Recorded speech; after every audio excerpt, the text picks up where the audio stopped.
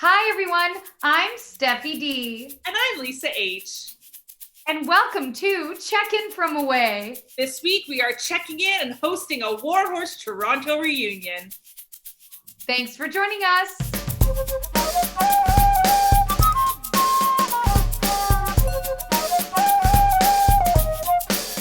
Hey Lisa, guess what? What? I am dressed up as a soldier today with a full face of makeup and a bow in my hair because we are hosting a Warhorse reunion.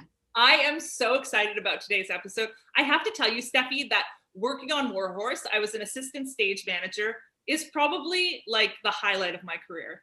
You mean the highlight of your career isn't meeting me and working with me, Lisa? That's second to Warhorse, but it's second.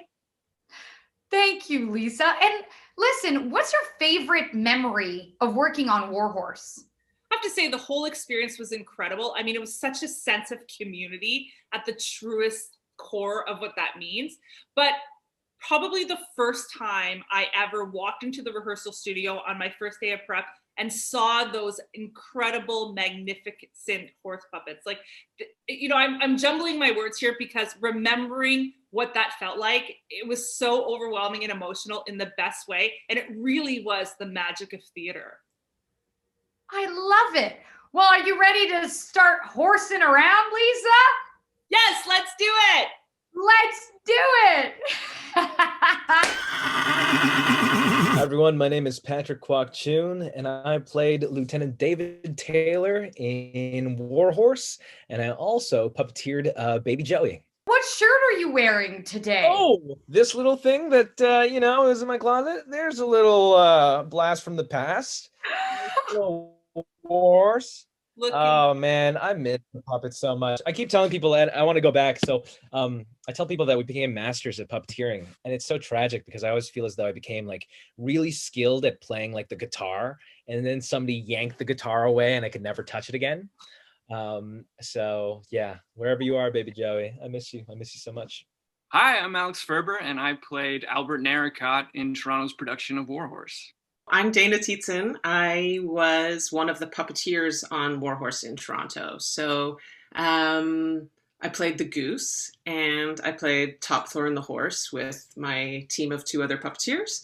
And then we would rotate into other roles. So I played, Coco the horse and Crow number 3 and Soldier number 4 and Pole, with the hay on it. And then after we closed in Toronto, I also was able to join the tour. And when I joined the second year of the North American tour, I added playing Joey and Top Thorn and the goose and all sorts of things in a slightly different version of the show. I love it so much. And Dayna, we cannot carry on with this interview without saying that you and I have worked together a couple of times. Yeah. We did Cabaret together, and we also did The Addams Family. You played my mother in the show. I did. It's true. Hi, guys. So I'm Tommy Luther, and I was one of the associate puppetry directors of Warhorse in Toronto, and I've also done several productions in London, also in China, also been on tour with it. And I was involved in it since its inception, since the very first workshops when we had like a prototype Joey, a prototype puppet. We didn't even know if it could walk, if it could breathe, if it could work, if we could tell this epic story, Warhorse, which is there's lots in it, lots of puppets. I have to say, I still remember, I loved puppeteering Baby Joey with Mari and Renuma. It was such a wonderful experience. And I tell a lot of people, it was like I became a master at puppeteering that puppet with my team members. Because we did it so many times, we did over like 400 performances, 8 shows a week. And so I still remember one day we started the show. It was probably about 7 minutes in. Baby Joey's, doing his thing. And then he started running. And I still remember looking at Baby Joey run And it was kind of like an out of body experience because I was like, this horse looks so real. It's just like moving on its own. And yet I was the one doing the front legs. It was just really remarkable. It was such a magical experience to see this thing come to life and yet still be the one, at the helm controlling it. A lot of our puppeteers, they got Muppet puppets, and we would always kind of have a group kind of hang out before the show in the orchestra, and they all went up into the balconies and sang Rainbow Connection as Muppets, and it was just really, really awesome. Like at the half-hour call before every show, we would get together and we'd make a big circle as the whole company. And I've never done that with another show where like absolutely every single person came, and we would come and we would put our arms around each other and we would sing in a big circle and just sort of tune in together. And I feel like that was the heart of Warhorse and kind of what made it so special. And so there are a million things that I enjoyed on stage, but it was made a lot more special by that really strong connection that we had as a cast and crew. Joey and Topthorn came out onto King Street, and it's an opportunity for people to come right up close to the horses, and they can take photos. Sometimes, if they're daring, they'll even touch them, and then we're there to say, no, please don't touch. Sometimes they'll try and talk to the puppeteers, and we'll say, no, they're being a horse. They can't talk. But it's a great moment for the teams and the puppeteers because it's all about spontaneity and improvisation, and they're completely in the moment. They're not doing any kind of set choreography on the street. So they're just reacting to the cars, the lights, the people. And there was one day that we were doing this, and a very important person in your life, Lisa, was also present by the name of Oscar. I don't know if you've mentioned Oscar before. Oh, yes. And so Oscar turned up, and, I don't know if it was the magic of theater or whether Oscar felt that the limelight was being taken away from him. But Oscar, I have to say, is very small in comparison to these gigantic puppets. So Joey and Topthorn were working away really hard, improvising, dealing with the people and all the traffic and stuff. And then Oscar completely took over, and he was letting these horses know that this was his territory. It is one of my favorite moments because it is still within, the magic of theater. I'm not sure if what was going through Oscar's mind was, wow, this is, there's a thoroughbred horse and there's a hunter, or whether he was thinking, looks like a horse, but smells like some strange humans. But whatever, it's still quite magical. It was the last show. It's Alex and I right before we go over the top. So, that beautiful scene, there was like a bunch of us just walking, and there was shadow and light. And as David Taylor, I was supposed to say some things to Alex because I was so nervous. My character was a bit like really shaken up about actually going into war in that big moment. And I think it was our last show. There was so many emotions. We were just like so sad to be done, but it was just such an honor to be a part of this show that I was just so caught up that I couldn't get any of my lines out. And so I'm just kind of like muttering things, and Alex, being the professional that he is, he's just rolling with the punches and like continuing on. And, I apologized to him afterwards. I'm like, sorry, man, I just had a brain fart. I could not get my lines out. Every time we went over the top, like the fear, that those brave Canadian soldiers must have felt at the time must have been so overwhelming. And so I really get choked up anytime I see the Canadian military, or anytime we honor those kind of celebrations. In the emotional climax of the play, where I'm been blinded by gas and I'm wearing a bandage and I'm kind of out of it, and I'm just absent-mindedly doing my owl call. That is the famous whistle that for the horse, that the horse recognizes me, and we find each other through this whole army camp. But there was one night where I just completely fell off the ramp into the audience a little bit, and Patrick, being my best friend and comrade, picked me up and saved me. My most embarrassing one is there's a scene in the first act where, when we were not in horse, when we were just playing one of the supporting characters, we would sort of spin on these poles and we would create the stable scene. And we would stand there about 15, 20 minutes and create the stable for Joey to be in this pen. And I really liked watching the other horses, and we would watch each other a lot to learn from each other. So I was standing in the wings and I was watching the horse and I was enjoying myself. And then I watched my two other teammates spin on with their poles, and I wasn't there. I was just standing there holding my pole, but I totally missed the entrance. And James Redder Duncan was playing the head of Joey, and my pole had like a big bowl or a ball of hay on it that he was supposed to be able to sort of snack at for the whole scene that's now not there. And so he kept just sort of looking around like, really thought there'd be something to eat here the whole scene, and I just had to stand there because like it was over now. There was no way to sort of like sneak on in the dark because there's no set, there was no hiding it. I just had to sit there in all my shame. So I love that. poor Joey starved that show. Like the big scene when the mustering scene, and all of a sudden I was in the booth calling the show, and Joey was off stage, and because the guy playing the head, James, was sick and barfing in a garbage can with the whole horse puppet. Like, picture that, Steffi. Not like, it's one thing for you to go off stage because you're going to be sick, but you have to bring the puppet and your two other puppeteers with you. Like, let's go. You have to silently tell your teammates that are not going to want to leave because it's not part of the blocking that like you need to follow me off stage without using any words. And you have to go through the right wing because it's the huge puppet. It's not like you just go out any door you want. You know, ears falling off the horse, or an entire back leg falling off the horse. I remember one time with the original production, Toby Ollier, who's behind, I felt this kind of movement, and I sort of looked back and he said, "Don't worry, I caught it." I was like, "What, caught what?" And he had managed to catch the left leg, or I think it was the right leg, as it was about to fall off.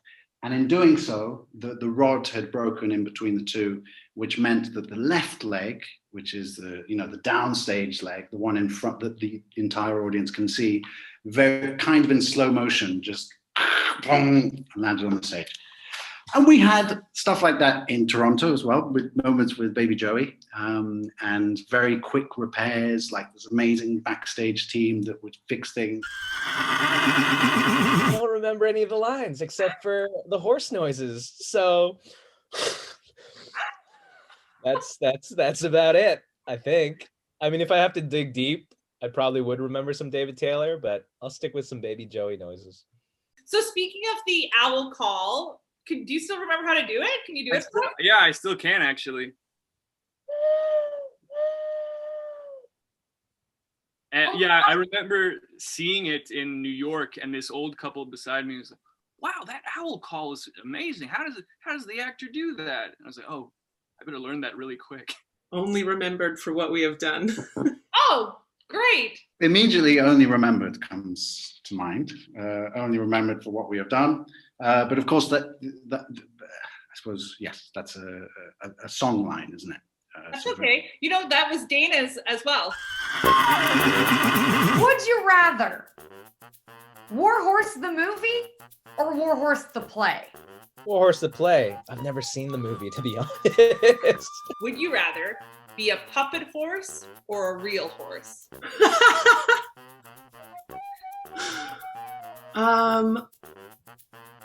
That's so tough. Because the puppet horse, you're attached to two people, which like normally goes really well, but like could not. I'll go puppet horse. Would you rather do War Horse again right now or My Night with Reg right now?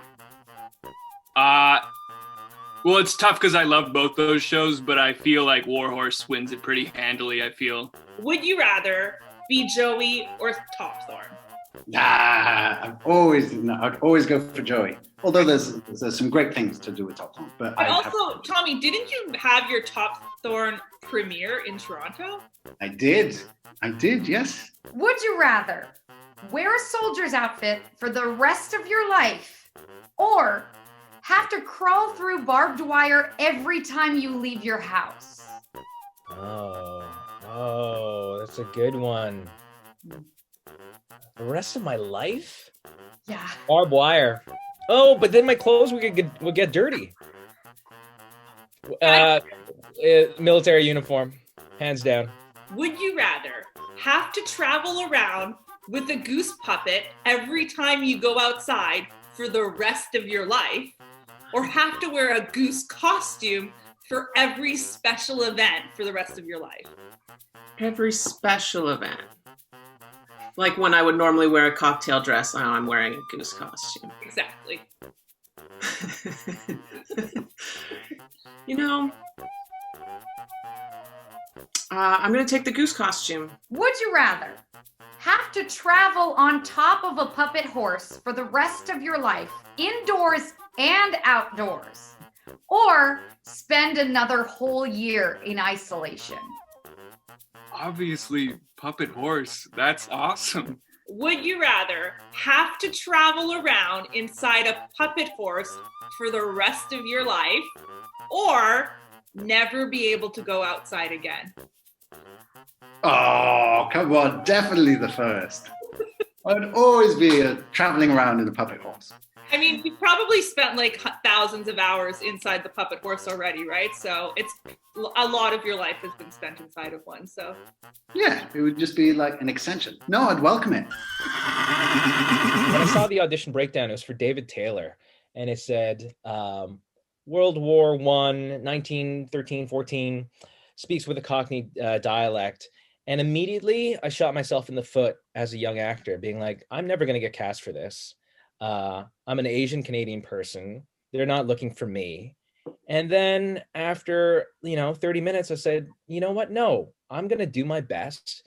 I'm going to work hard. I'm going to prep my ass off for this audition. I know how to do the dialect because of my theater training. And, I'm going to leave it up to the gods.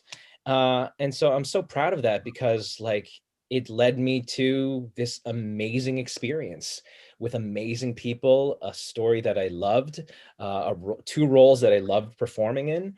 And so whenever I think of Warhorse, I think of to all those young actors out there, just work hard and do your best because a lot of it is out of your hands. And a lot of times you fail because you kind of shoot yourself in the foot and you feel as though you won't be able to do it.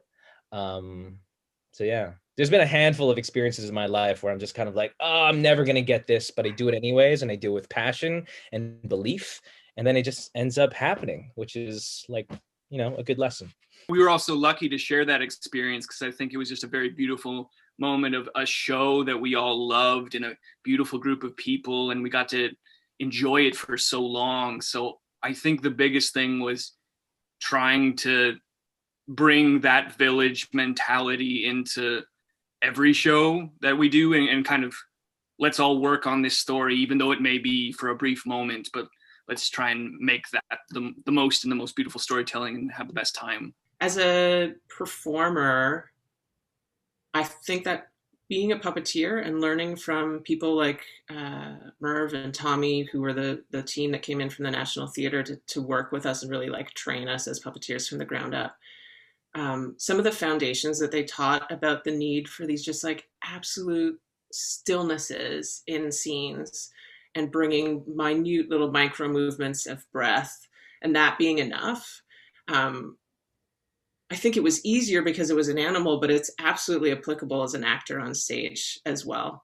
And I think it gave me this confidence to really to sort of pull things back in and really find those quieter moments, because then when you explode out of it, it's so much more exciting. But those dynamics were something that I really picked up during that show. It's such an ensemble production. It's so much about the team and the entire team making it work. And sometimes all you're doing is holding a pole and being a fence in an open field in Devon, or you're being a fence in the military barracks, or girders in no man's land. It's such an epic story, and sometimes the simplicity of something like holding a pole as if it was in poor theatre, but it's very significant, and it really makes everyone focus in on the story. And you can have, I don't know, there would be moments, maybe Alex mentioned this, very intimate moments between Albert and the baby foal, which essentially is just two characters, but actually on stage at that time, you've probably got maybe nearly 20 people, or at least 12 or 16 people, very focused on telling that story. So where was I going with that point? Just the teamwork and how you have to sort of subtract and remove any type of ego to tell something very, very beautifully and very simply. And it can, have very big proportions. It can be an epic story, but everyone needs to be on board for that, and everyone needs to support one another.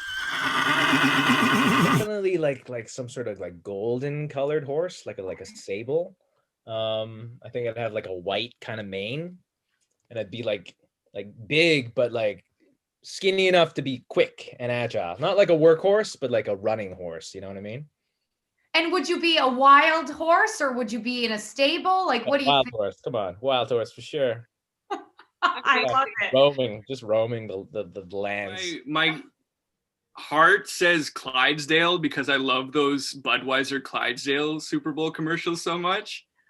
But I think I'd be more kind of I think I'd be more of a Joey type. I'd be, a brown horse I always like those white socks that he has, and maybe not a plow horse, maybe something a little more runny, but If I do recall correctly, Alex, the Budweiser horse commercials, they make you a little teary-eyed, am I right? yeah, well, I mean, animals recognizing humans just gets me. Getting older too. Did my love take it down?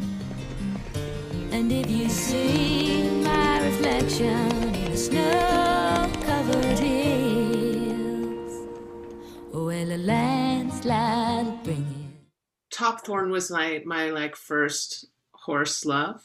And I really imagine like the glistening black, like all black beauty kind of horse. And I'm definitely like running down the beach, with the wind in my hair. Amazing. So you're a wild black beach horse. Yeah, I think a stallion probably. Yeah. Can it be magical? Yeah. Yes. So like I could be a unicorn maybe. Yes. Unicorn with rainbows and stuff. Yes. And I could fire lasers out of my hooves. Yes. I mean, technically, a unicorn isn't a horse, though. No, yeah, you're right. No, maybe I'm going a bit far with the unicorn thing. Not so much. I think Joey was pretty much close to, I think I would be reddish, like a reddish horse. And I like the fact that Joey had these white shoes. I think I would be very noble and intelligent, a little bit whimsical, philosophical at times. I wouldn't be very easily, frightened. I wouldn't be one of those scary horses. I'd be very mellow, and certainly country horse. I mean, I can't really think of city horses, but So essentially, you are exactly who you are, but you're in a horse form instead of in a human form. Because everything you described, I was like, you were just describing who you are as a person, Tommy. yeah. Thanks for joining us on this week's episode of Check-In from Away. These wild horses couldn't keep us away. Cheers!